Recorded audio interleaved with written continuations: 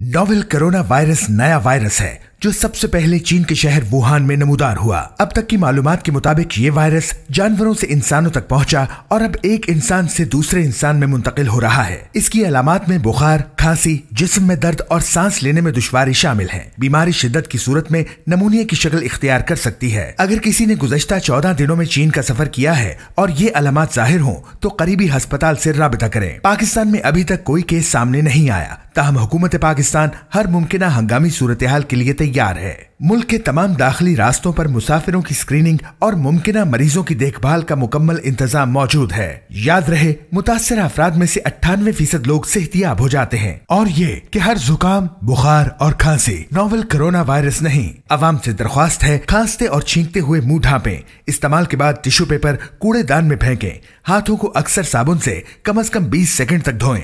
सफाई का खास ख्याल रखें। मजीद मालूमात के लिए www.nhsrc.gov.pk पर विजिट करें।